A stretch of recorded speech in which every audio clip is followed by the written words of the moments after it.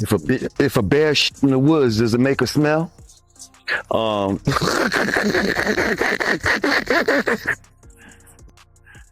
um, yeah, I could kind of see it. I could see it. I could see it. And it's like before the internet and all that shit existed. You see what I'm saying? When you're in the industry and all that, you be hearing shit about certain people. You know what I mean? I've been heard shit about this dude. You know what I mean? Long time ago. Long time ago.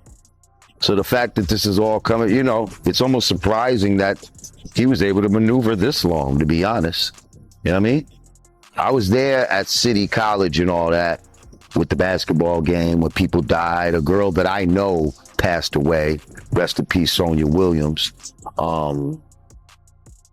And I didn't think he was going to be able to bounce back from that.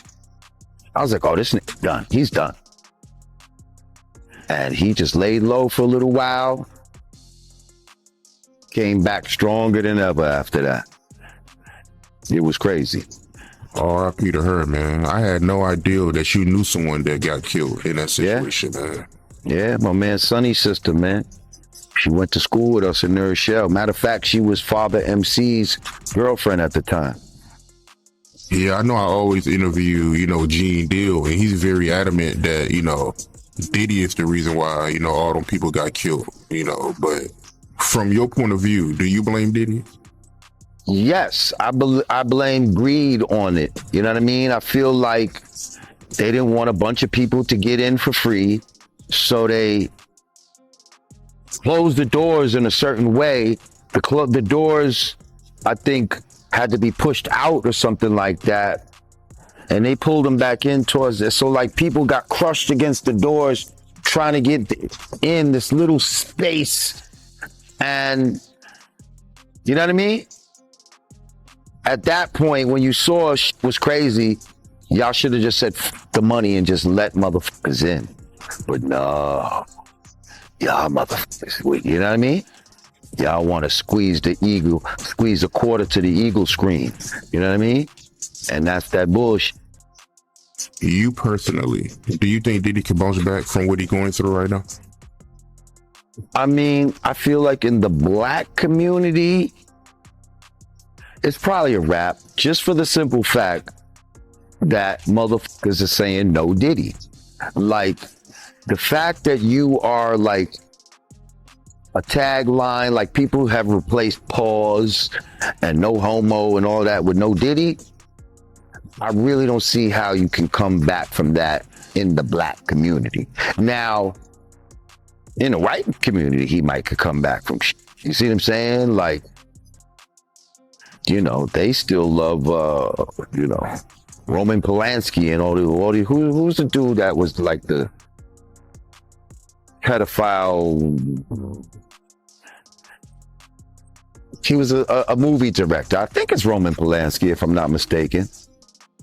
There was this film director who was with like a 13-year-old girls and shit like that, and I don't know, somebody died and all that, and he went to another country, but they still with this dude like in Hollywood and shit, like, you know what I mean?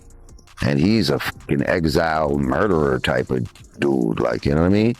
And they still, I think they honored him at something, you know what I mean? So I think Puffy is their guy.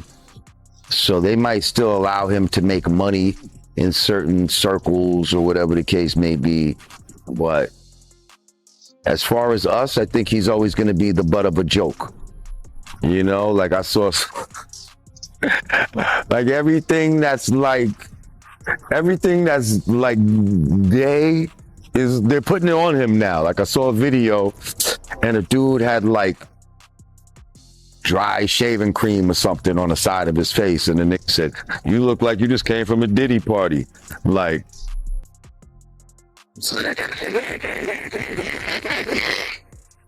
how do you bounce back off of that? Like, I don't think you can. Like, you know what I mean? But if he does, And I don't see how, but we live in a crazy world. We live in a crazy world. Some people say he might, if he was just to come out and be like, you know what, I am gay and da-da-da-da-da, that might be one of his saving graces, because now that community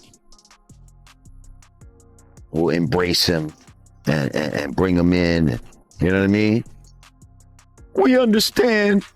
You know what I mean? Meek Mill is turning up the heat, putting Diddy in the middle of a storm of controversy as private details are being exposed. Diddy now finds himself in the center of a heated, very public showdown. Right, Little Rod, he alleges that, Diddy, he'll put his hands on him, but, when he'll put his hands on him, he'll disguise it as horseplay. But he felt like Diddy was trying to groom him, in a sense. Well, with the horseplay situation, I used to see him do that with certain women. You understand? When he was mad, upset, or he was too old for this, but he would do that play fighting shit.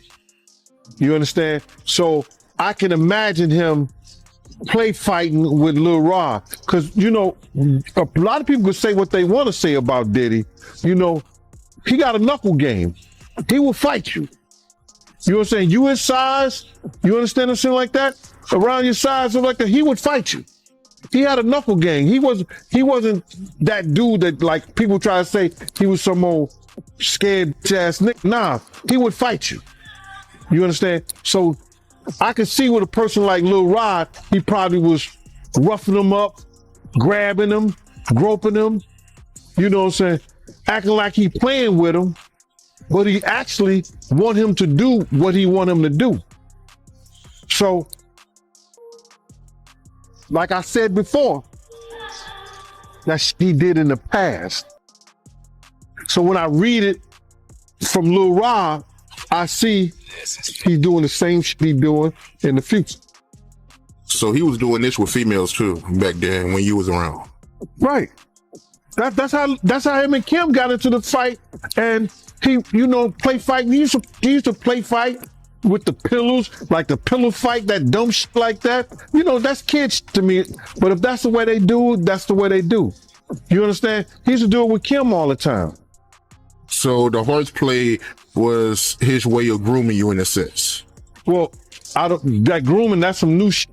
You know what I'm saying? We didn't call it grooming back then. That his horseplay was a way of letting you know I could really hurt you if I wanted to. You get it? I could really hurt you. And that's what that kid probably felt. Yo, why he doing me like that? Oh, he just playing with you. No, he was letting you know, if I turn this up, I could really hurt you. And that was his way of trying to get you to be submissive to him.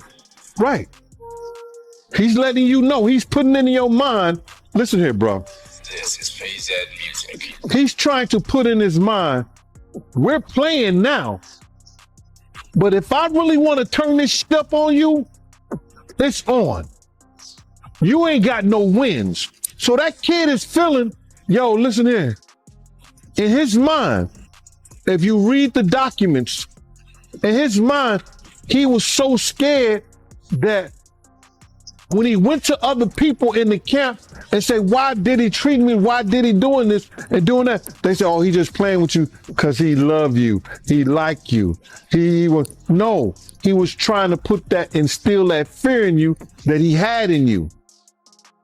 And he won. Yeah, that does make sense, man. And me looking at this lawsuit, he's also, alleging that he met Cuban Gooding Jr. through Diddy on Diddy Yacht. And it even got to a point where he started touching him on his, upper inner thigh near his groin, according to him. Did you see the picture? Nah, I didn't get to see it, but oh my God. Yo, listen to me, man. I don't know if it was what they call it when you take two pictures and they put it together, stuff like that. What they call it when they put the pictures together and it don't belong together, but they put it together. Whatever. Side by side? Yeah, whatever they call that Cuban Gooding Jr. was so close to that man. I would thought that was his lady. That's how close he was to him. And then his hands all on his leg and everything. It was crazy, bro. I don't even believe that. So when you see Cuban Gooden fighting a case here in New York, when he said the girl was saying that he was groping her and everything like that, I'm glad they didn't show that picture at his trial. Because he would have been guilty. That's how close he was to that kid, man. So you seeing on pictures, do you believe his claims? Yeah, I believe his claims. Somebody put something in Cuban Gooding Jr. ear that this was fresh meat, or see can you break him, or see can you do something. Diddy is facing intense criticism, and the tension is undeniable. People say that where there's smoke, there's usually a fire. And in this case, the truth is starting to come to light. At one point, right? Yeah. Yeah, I wrote a couple records. Yeah, it was a couple records. I don't really remember the exact records though. How did they come about though? Him reaching out to you for you to write for him? I did that early in my career when I first signed with Rockefeller. It was a little bidding war. But I got the call from Puff, and me, him, and Nas was going to do a record together. And I wound up staying at the studio doing a couple records. That's news to me, man. So he was trying to sign you to Bad Boy. Yeah.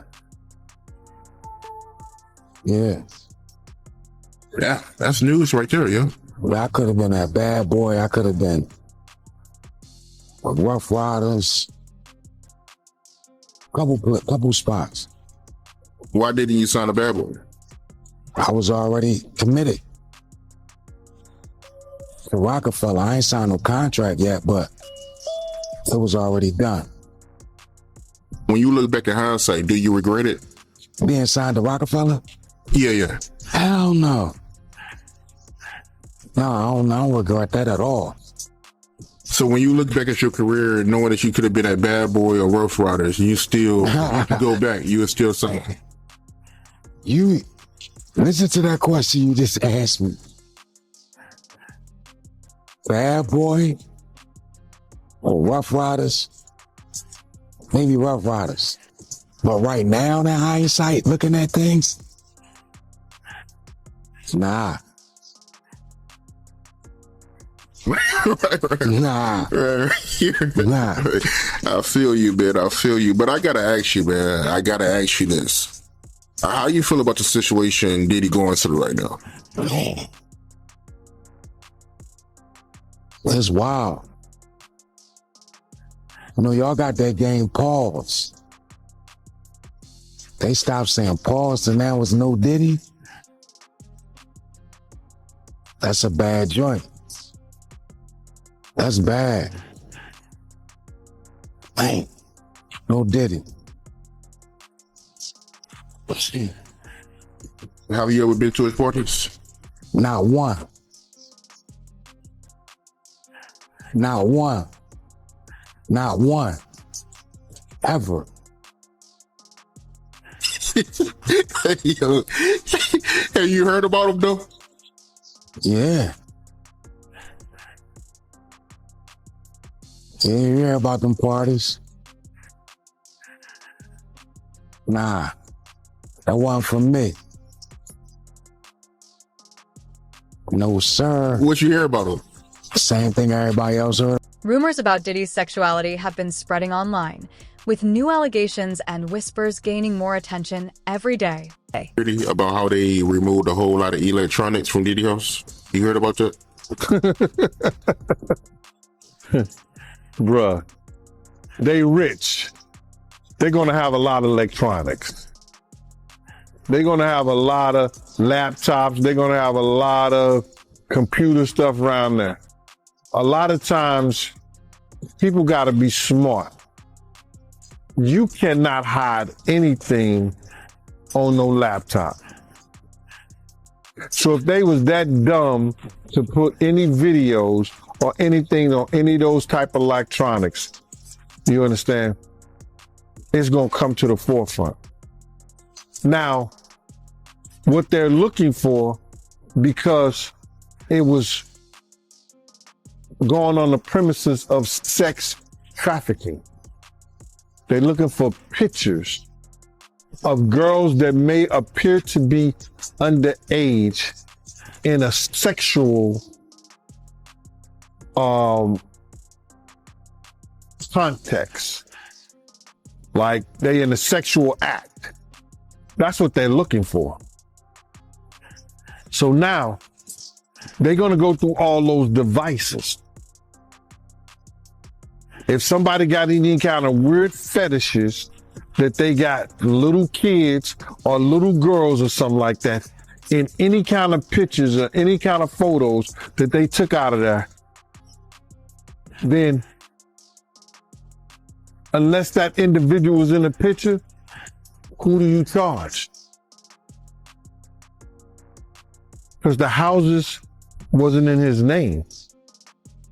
They was in companies' names that they could say all people had all kinds of access to them. Unless somebody testify that that's Diddy's room, nobody goes in that room but him. You understand what I'm saying? That's when they get the help to come in, the maid to come in. You understand? Or the people who work there, yo, where's Mr. Combs' room? Oh, that's Mr. Combs' room. You understand what I'm saying? That's Mr. Combs' room. He only want anybody allowed in that room. Yo, not unless Mr. Combs is there. They get those people to testify. But when they got a big ass mansion like that belongs to studios or Bad Boy Films and his daughter and stuff like that, they charge the person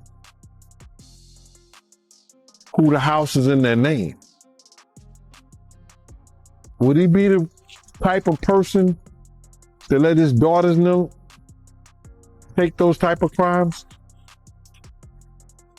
We'll see.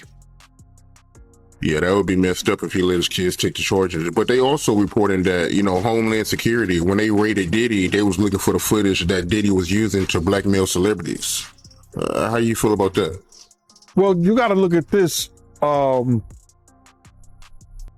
They looking for anything. It's not just Lil Rob lawsuit or the blackmail stuff. Like, they can't do that.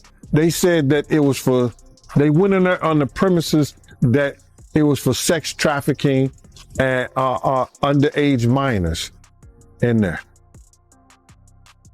So now, if everything is being taped and he's taping people doing this and they find it in their house, they got to bring the tapes back to him. They got to make sure that he's the one walking around with the video camera. If he's, you understand what I'm saying? They got to prove that. And then they got to have people to come in and say that he did that. They saw him with the video camera, like Lil Rob said. He used to tape him on the phone and all that stuff like that. Maybe he had burnouts or something like that. We don't know. But when they do that raid, they ain't just looking for pictures. Whatever they find drugs, goes to the DEA case. But they went down in the wine cellar and they found cases of Sircock with cocaine in it, coca in it. They're gonna get that to the DEA. They found a lot of guns and stuff like that. That's ATF. A lot of different agencies can get involved just on going on there on the sex trafficking case. It's whatever they find in there, bro. They're not just gonna limit themselves to that one thing once they got the search warrant to go in.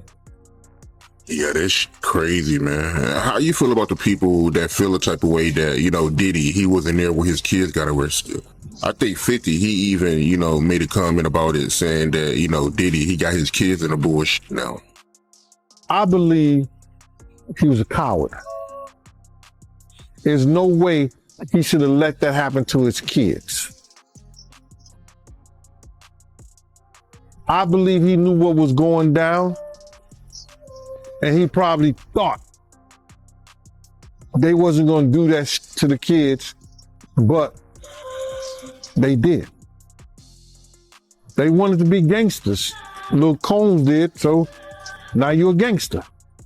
So you feel like Diddy, he already got a heads up, and that's the reason why. Meek Mill claims that after the raid, Diddy quickly packed up and left town, leaving behind some questionable instructions for his kids. Diddy supposedly framed it as a lesson in resilience, saying the raid would help toughen them up. But when you look past the excuses, the real story seems a lot less heroic. His sudden exit looks more like an attempt to avoid the spotlight. I know a lot of people want to hear these stories and everything like that because this is stuff that happened back in the day. And then maybe that if they knew there was going to ever be a YouTube or they knew there was going to ever be social media, a lot of the stuff probably wouldn't have got played out like it did. But things happen and these are just stories from the past. I would like to use that as, what you call that, just to clear the facts up what's going on.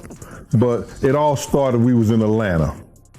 And this story starts when I'm with Puff and he's in exotic bookstores and he's doing shopping, right? He's shopping, getting this stuff and everything like that. So, you know, this is the first time I was ever in an exotic bookstore with Puff. So, you know, I'm giving him his space. He's taking things off the shelves and stuff like that because they gave him a brown paper bag. When they gave him a brown paper bag, he was just putting stuff in there. So I said, damn, you know, he got to go put it on the counter and, you know, show everybody what he's getting. So as he going, I'm just looking at the places where he picking stuff from. So there's one part he picked up some things from up here on my left side. And then he picked like quite a few of them down. I'm like, okay. He put them in the bag. So when I went by there and I looked up there and it said butt plugs. And I was like, hey, yo. I was messing with him. Because people don't understand, you know, we was like friends. He was a part of the same gang. So I'm still gonna tease him. I'm still gonna mess with him and everything like that. I could do that. It wasn't just no security thing. So I say, yo, what are you getting this for? And it said butt plugs. And he was like, yo, can I do my shopping by myself? I said, yeah, you could do it by yourself, brother. And he started walking and everything like that. So when he got to, I just waited at the counter. So when he got to the counter, he didn't even have to show the guy nothing. He just gave the guy a wad of money. I mean, like he gave the guy a stack something like this. And Puff wasn't the dude that carried no 20s and no 50s and nothing like that. And I mean, like, he just said, boom. And we walked out the store. So we had to leave Atlanta and go to North Carolina for a show. You understand? And it was him, his rapper, Sarah, and this other girl. We all got on a G5 jet and we flew to G4 jet. And we flew to North Carolina. So later on that, I think that afternoon, same day, this rapper and him, they all in the room together. You know, it's Sarah, the girl, Puff, and this dude, this rapper. So I'm here at the door and stuff like that, like, yeah. So then next thing you know, somebody rang the doorbell. We had the presidential suite where we was at. So I opened the door and the dude said, yo, I'm here for my cousin. I said, who your cousin? And he said, Ja Rule. I said, well, he busy right now. He said, he busy doing what? I said, he with Puff, they're in the room, they busy, they don't want to be bothered. He said, well, I'm going in there. I said, bro, you ain't going in there because he told me they don't want nobody to be bothering them. And he was like, yo, I don't care, man. I'm going in there. That bull like that. I said, yo, bro, Jesus Christ had to come down here and take the air out of my body before you get in that room right there. Watch. He tried to bum rush me. I grabbed him and threw him against the piano. When I threw him into the piano, Puff and Ja Rule runs out the room. Puff got his towel, Ja grabbing his towel, but they butt the naked. And so then Ja was like, yo, what's going on? Yo, Gene, that's my cousin. He know me well, and Puff was like, yo, Gene, what happened? I said, he tried to get in the room. I told him he couldn't get in the room. And he was like, he just looked, Puff looked at Ja. He said, yo, Ja said, you ain't want to go in that room because there's a lot of freaking going on. So I was like, oh, he said it was a lot of freaking going on. So that was basically that story, man. You know what I'm saying? They went back in the room, dude felt a certain kind of way, and he left out.